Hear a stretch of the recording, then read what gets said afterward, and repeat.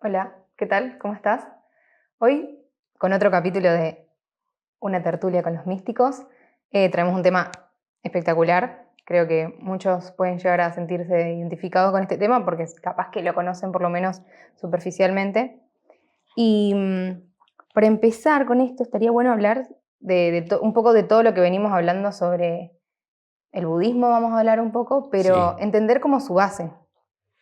entender cómo es su base. Y habíamos hablado, nosotros siempre hacemos referencia a la mística y los místicos. No estamos vendiendo el libro porque hay muy poco, ya está, no hay más, pero se pueden encontrar donde el trabajo de Alicia Ortega es maravilloso.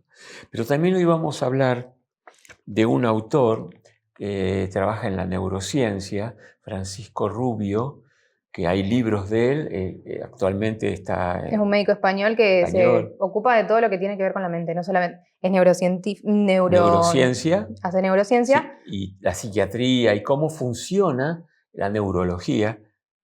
y a partir de cómo funciona nuestro cerebro fisiológicamente, cómo se relacionan las partes del cerebro con determinadas cosas como eh, los sentimientos, las emociones, cómo a través de la historia fue tapándose, dejándose en desuso cierto lado por una El cuestión lóbulo derecho, para según que el no nos autor, conectemos con esa con parte. esa parte que es mágica, esa parte simbólica, esa parte que cuando se despierta surgen símbolos, analogías, como si que estas partes en un trabajo muy profundo de meditaciones o en un trabajo con plantas sagradas, las diosas verdes, aflora. Porque conecta, cuando se pone un electroencefalograma, con la parte derecha, con la parte izquierda. La parte derecha tiene que ver con la magia, tiene que ver con la analogía. Y también puede ser con un lenguaje que no es el racional que nosotros tratamos de Claro, ponerle que a eso está todo. en el lóbulo izquierdo, Claro. que eso está en el lóbulo izquierdo. Por eso cuando la gente nacía zurda, algo se sabía de que despertaba y les llamaban de loco, el siniestro, la diestra y la siniestra. Pero como está cruzado en el bulbo raquídeo, se cruza lo izquierdo, lo izquierdo lo maneja el lóbulo derecho y el lóbulo izquierdo maneja el lóbulo derecho. El lóbulo izquierdo es el de la lógica, la matemática, el razonamiento, lo que tiene que ser demostrado. En cambio, el lóbulo primario, el lóbulo donde ahí se entiende las analogías chamánicas, ahí donde se entienden la simbología, que esto lo estudió muchísimo Jung, Carl Jung, ¿no? Ahí aparecen nuestros sueños, nuestras ensoñaciones, o que cuando alguien hace un cuento y es fantástico y está lleno de símbolos, es el lóbulo derecho.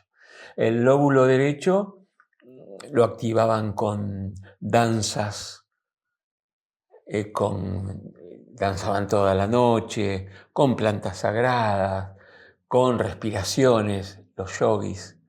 Con respiraciones empezamos a trabajar el lóbulo derecho e izquierdo juntos, con repeticiones de ciertos mantras para escanear, no, ¿cómo se llama? Cuando hay una persona que se mete en internet y la hackea. Bueno, técnicas para hackear el lóbulo izquierdo y que surja la inspiración, que surja la creatividad, porque funciona todo con el Claro, lóbulo porque derecho. Todo esto hay talleres del lóbulo cerebral derecho que se trabaja, por ejemplo, si vos trabajás con la derecha, empezar a escribir con palotes, redondos, triángulos, con una mano que... Si yo nací zurdo, mm, raro, ¿no? Como persona. Entonces yo activé la mano derecha para... Entonces yo puedo escribir al revés, de allá para acá. Con las dos manos, yo puedo escribir con las dos manos, con esta para allá y con esta para allá. Y yo lo que hice fue crear circuitos de conexiones. Un trabajo neurológico, trabajos que se hacen con personas que tienen Alzheimer, pero esto es llevado a la reconexión. Claro, todas estas cosas que vos decías, el tantra, por ejemplo, que es como una meditación a través del baile, Sí. Todas esas cosas son más o menos lo que vos hiciste. Tratar de generar nuevos circuitos, Sí. porque está la capacidad, solamente Sí. que no lo utilizamos, nos adaptamos a una forma y... Fíjate vos que el lóbulo izquierdo quiere coreografía y se repite. Y esa está exacta, llevado al territorio del ballet. En cambio, cuando funciona el lóbulo cerebral derecho, toca música y vos bailas lo que sentís. Sí, es como te va llevando. Te va llevando. Y son movimientos como de lo que se llamó el ballet moderno, la danza moderna, que después se memoriza esa coreografía y se baila, o hay un alto grado de expresión del cuerpo, expresión corporal. Todo esto trabaja el lóbulo derecho. Para esto tenemos que entender por qué lo llevamos a este tema acá. Porque en la medida que la persona va empezando a indagar sobre sí mismo, va empezando a buscarse a sí mismo, el conócete a ti mismo o a Dios, porque ese conócete a ti mismo lo conecta con danzas rituales, o que no son rituales, son danzas sagradas, o con vamos a llamarle, mitos o historias muy mágicas que vos decís, pero no, pero eso es un símbolo. Es un símbolo, pero en realidad nos está hablando ese símbolo de las potencias que tenemos como creadores y de las potencias que tenemos como buscadores de nosotros mismos. Y todo eso, el libro La conexión divina, se llama, tiene 2 libros, hay más de él, el otro no lo recuerdo ahora. Habla de esta capacidad del lóbulo derecho y él lo lleva al territorio de la mística, este autor, lo lleva al territorio de la conexión con uno mismo en los niveles más honestos, profundos, pacíficos, mágicos. Está bastante relacionado con el tema de todos estos videos. Indudablemente con la mística. O sea que este es el lóbulo que, además de desarrollar creatividad, desarrolla la búsqueda del que busca la espiritualidad. ¿Y hay que escribir con las 2 manos para eso? No, pero yo lo hice. Cuando yo me enteré de todo esto, porque mi curiosidad me llevaba al trabajo de la neurociencia que investigó esto, de las manos, y cuando quise entender por qué yo era zurdo y todos me decían que era especial, y hasta se le temía al zurdo, como la oveja negra, porque era el que rompía la programación. Oh, pero yo tengo la mano derecha y me cuesta con la izquierda. ¿Tengo que escribir con la izquierda? No, eso es algo que te van a hacer a vos. A mí me nació cuadernos y cuadernos con palote, con el A, y trataba de memorizar cómo había escrito, porque en última instancia, por suerte, por tener una característica muy autista en mi infancia, no me forzaron a escribir con la derecha. Lugar en esa línea de tiempo que te ponían la mano izquierda atrás, te la ataban y tenías que escribir. No pasó, pero también tenía un modo de ver la vida distinto. Como hoy se descubre que el que tiene dislexia tiene otro circuito. Aprende de otra forma. Aprende de otra forma. Y bueno, hay una persona con el lóbulo derecho que se va desarrollando desde chico. Yo era muy mágico, yo contaba cuentos, yo escribía cuentos, yo dibujaba cosas que yo te decía, este es un conejito, y te contaba una historia y vos veías un montón de triángulos cuadrados y yo decía, no, pero esto no ves que es un... Y hasta que llegaron a entenderme, también pensaba que yo tenía una dislexia muy profunda de lo que me pasaba, pero era otra forma de entender y de aprender y de autoobservar y de observar la vida con el lóbulo derecho. Cuando nosotros vamos viendo estos místicos que estamos anunciando, indudablemente tenían un equilibrio perfecto entre el lóbulo izquierdo y derecho. Ahí no habían electroencefalogramas, pero es muy probable que cuando ves personas, chicos, que están haciendo 3 deberes a la vez mientras dibuja y ve la película y está con el celular, ahí cuando se hace un electroencefalograma se detecta algo que no era muy común, que hay actividad en el lóbulo derecho. Y desde no hace muchos años había actividad solo en el izquierdo, neurológicamente hablando. Y hoy, cuando se habla de un chico índigo así, tiene actividad en el lóbulo derecho causalmente. Entonces, todo esto que estamos explicando es para entender que parece que está viviendo, hay una evolución de la conciencia, pero algunos sobresalían y otros lo seguían. Pero ahora está viniendo el momento en que síguete a ti mismo. El síguete a ti mismo. No guiar, no permitir, bueno, no permitir, que no nos Enriquecerte, guíe alguien, sino guiarnos nosotros mismos. Con la propuesta de otro, pero no permitir que fundamentalmente te diga lo que tenés que hacer. Y por eso hay una alta independencia en los chicos de ahora, que ellos quieren entender por ellos la vida. Y se hace difícil cuando los padres no se prepararon para eso. Pero parece que los chicos vienen a preparar a los padres, no los padres tienen que preparar a los chicos. Y ahí vienen padres que se reúnen para entender a los chicos de ahora, no desde lo patológico y no dándole remedios, porque tienen el síndrome sino porque los chicos vinieron a cambiar la idea de la pedagogía, de la psicología y de la crianza. Y esto no es algo que yo digo, no es fácil, padres, toda la etapa que nos toca vivir, pero está evolucionando.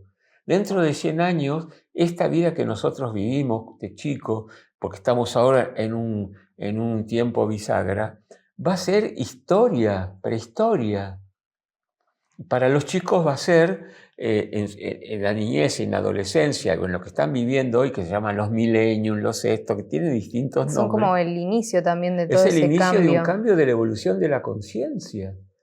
Entonces, todo lo que el sistema viejo quiere imponerte, que si tanto tienes, tanto vales, no le importa. ¿Cómo? Tenés que casarte, tener hijos, trabajar. No. Por ahí los previos a los niños actuales, tipo los jóvenes, ponían en duda eso. Y ahora ellos ya ni en duda lo ponen, o sea, es como no. prescinden. Y si tenemos que decir cuándo empieza todo esto, fue en el 1980, 70, 80, con los hippies, que eran paz y amor, trabajaban en equipo, no se llamaban pareja, era poliamor, no había conflicto con la elección sexual, hasta podía haber distintas elecciones sexuales. Y todo esto rompió mucho los esquemas en una estructura que empieza en Norteamérica y en Inglaterra, que casi son no una hija de la otra, con los Beatles, con los Rolling Stones, en distintos momentos, haciendo una revolución que se llamó la anticultural. Del amor. Claro, pero rompiendo la cultura, lo que estaba establecido. Luego ellos tuvieron hijos que se llamaron los, no sé cuántos, tienen nombre en las distintas etapas, ¿no? Los que hemos nacido en la década del 50 tienen un nombre, los que en el 60, los que han nacido en el 2000, los que han nacido en el 2010 en adelante, han tenido nombres porque Pero vamos por la generación Z. Z. Y la anterior se llamó X. Y la anterior Millennials. Claro. Entonces, todo eso ha formado nuevos negocios, nuevas visiones culturales, nuevos modos, el poliamor. De relacionarse y de entenderse también. Y de entender otro modo que no entendían el anterior. Y nacieron no entendiendo el anterior porque, a pesar de la programación de los padres, rompiendo con esos patrones. Los rompían porque eran muy fieles a sí mismos. Los niños, que eso no existía antes, era la mansedumbre absoluta, total. Era la obediencia, era ser buen hijo, era ir con ropita nueva a un cumpleaños y no tenías que tirarte en el suelo para jugar porque te manchabas el vestido y estaba todo con almidón así, los chiquitos en los cumpleaños así, con guantecitos blancos. Y esos que después fueron padres no fueron así sus hijos. ¿Y querían eso? No. Entonces, esto estamos hablando ahora, cómo esta conexión del lóbulo cerebral izquierdo y derecho tuvo que ver con la mística.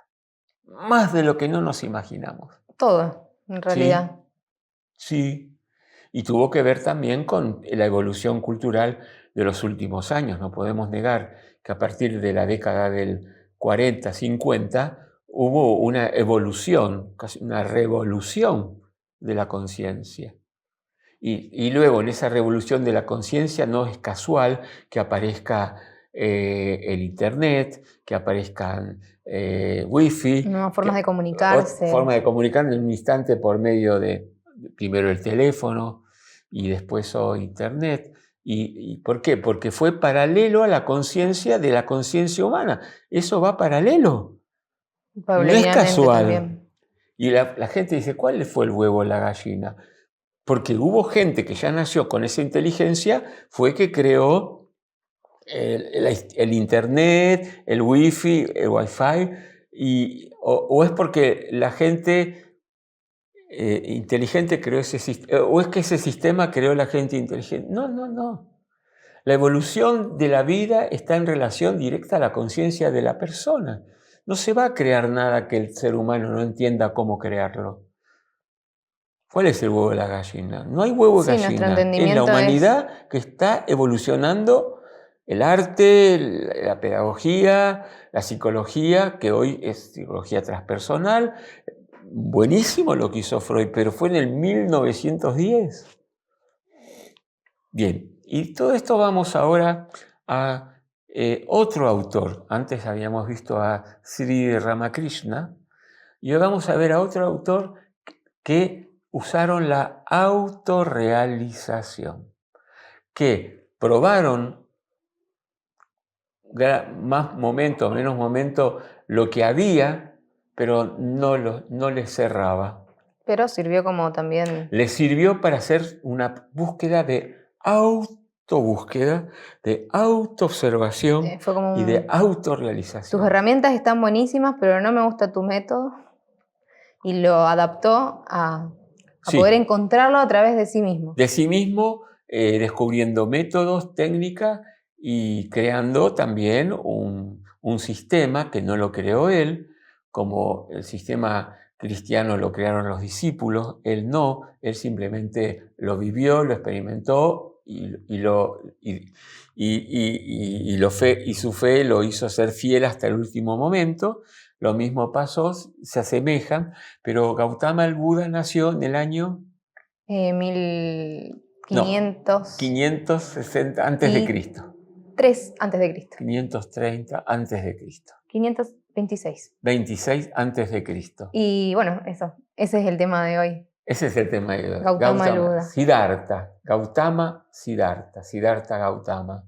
Nació en el norte de la India, pegando a la frontera de Nepal. Más o menos se sabe que alrededor de esa época, hijo de... En ese momento en la India habían castas.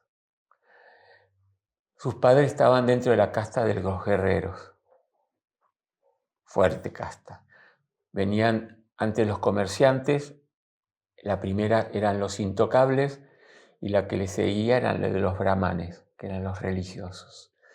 Y los que nacían en esa casta no podían ser brahmanes, y los que nacían como comerciantes no podían ser guerreros.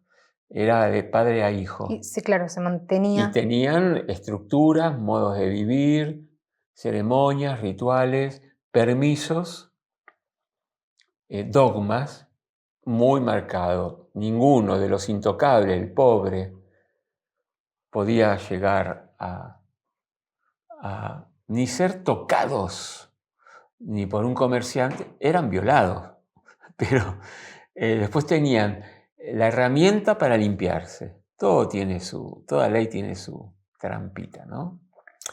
Entonces, he aquí que Gautama el Buda vino a romper las castas. Lo mismo que hablábamos, todo en realidad, porque hizo lo que no querían que hagan. En toda la India, cuando él muestra su experiencia de vida y a dónde llegó. Podemos decir que el padre, cuando nace, los astrólogos decían que iba a ser una persona de alta importancia y que mucha gente lo iba a seguir, pero en ese momento lo que menos esperaba que sea un brahman, porque él había nacido en las castas pensaba que iba a ser un gran guerrero. Claro. Porque era el pensamiento, sí. Si te digo que va a ser una gran persona. Si yo tengo un hijo y soy guerrero, va a ser guerrero, no va a ser brahman, no va a estudiar. Pero este aquí que viene un brahman, de aquellos que también estaban en contra del brahmanismo ortodoxo, que vivía en la montaña y era muy temido porque adivinaba. Era un gran adivinador. Y vino para ver al que iba a darle una nueva conciencia a todo el planeta. El padre no entendía nada. Él va a sacar al hombre del dolor, algo así. Está en la película El pequeño Buda. Y el padre, cuando se entera de eso, lo encierra con chicas para que él tenga relaciones cuando él quería, le hace casar con la prima y nunca le dejó ver ni la muerte, ni la vejez, ni la enfermedad, ni la pobreza. Y rodeado de lujo. Como... Rodeado para que no vea esto. Que estas son las 4 cosas que él, cuando cumple o se casa, y quiere conocer el mundo, porque le decía, es igual acá, no habían ancianos, no habían viejos. No conocía. Ya cuando tenían 23 años los sacaba de ahí y tenía un amiguito de su edad y gente de su edad que jugaban, tenía un gran territorio donde... Y él se teñía, él aparecía con joyas para tapar sus arrugas, el padre. Pero es aquí que él quiere salir a conocer el mundo. Lo tenían aislado de la realidad. Igual. Lo tenían aislado porque había una profecía fuerte. Es lo que suele pasar cuando alguien no, y voy a querer todo lo contrario. Pero también la profecía decía que él no iba a ser como los demás. Bueno, hasta tuvo hijos Gautama el Buda, como el príncipe Siddhartha Gautama. Hacen una fiesta grande, pero dijo, vayan los elefantes por acá y vuelvan por acá. Y todos tienen que ser jóvenes, saquen a los viejos, retiren a lo feo. Embelleció todo eso para que diga, ¿ves que el mundo es como yo te la mostré? Yo quiero conocer el mundo. Porque él sentía una atracción y algunos cantos. Algo lo llamaba directamente desde Había ese una mundo. mujer que cantaba del otro lado de los muros, muy tristemente, y él no entendía lo triste. Todo esto cuentan la historia, ¿no? Entonces sale, pero en este estado así, en una callecita que iban, todos tiraban flores en la calle, todos eran jóvenes, de las ventanas salían... Pero era todo un cuento. Todo un cuento que les contó. Recorrido. En una de las calles que había gente, como él estaba en un más alto, hay por ahí una viejita sin dientes. ¿Qué es eso? Y su impulso lo bajó del elefante. ¿Quién lo iba a detener? Si era un príncipe. Se metió entre la gente y empezó a seguir, y seguía a la viejita que se reía y otras viejitas, y ahí conoció la vejez. Fue un rincón que a la gente era muy pobre, no tenía la ropa de los que siempre vio, y eran sin dientes, y eran, aunque jóvenes, y llegó a un lugar que estaban cremando a alguien que estaba muerto y lo vio cremar, y bueno, y a partir de ahí vio la pobreza, vio la muerte, vio la vejez, vio la enfermedad, gente sin manos, la lepra, todo en una hora. Y cuando lo agarran y lo meten de nuevo adentro, ya con hijo, ya por tener un hijo, le agarró lo que hoy sería una depresión severa. Y se empezó a plantear si se podía evitar el dolor, bajo modo de muerte, vejez. Estos son lo que despertó la conciencia, ¿no? Entonces, algo pasó, nace su hijo, lo besa y él decide irse. Y acá viene un gran milagro. Él decidió irse. Él buscó su amigo sirviente y hasta los caballos estaban dormidos y había un solo caballo, el de él, parado, y toda la gente ahí en ese reinado dormidos. Pudo abrir la puerta. Es un símbolo. Él se despedía del mundo del sueño. Esto está en el pequeño Buda, véanla. Y ahí él empieza un recorrido donde va kilómetros en caballo, se saca toda esa cosa, ve a un mendigo y se pone la ropa del mendigo. Y el muchachito, que era un sirviente, también lo hace poner ropa sencilla y empieza su búsqueda. Una búsqueda donde él buscó, en primer lugar, lo que llamaban como buscadores espirituales, pero estaban dentro de la casta de los intocables, los ascetas. Gente que vivía desnudas o que vivían con un trapito y hacían ayuno, castigaban el cuerpo, se ponían bajo la lluvia, se ponían bajo el frío, bajo el calor. A propósito, con un objetivo. Como parte de objetivo eran los ascetas, que buscaban el dolor para trascender el dolor. Estuvo con maestros ascetas, experimentadores, y estuvo buscando, meditando, leyendo, viendo, hasta que se encontró solo con él y dijo, no, lo de la asceta no. Pasa a alguien cuando era asceta y decía, si a la cuerda, tocando una cítara, ¿no? Si a la cuerda la apretas mucho se rompe y si no está apretada no suena. Esa frase dijo, no es el camino de los ascetas. Y todos los ascetas lo admiraban, porque él ya vino con una concentración. Y dijo, este no es. Y agarró y se bañó y bueno.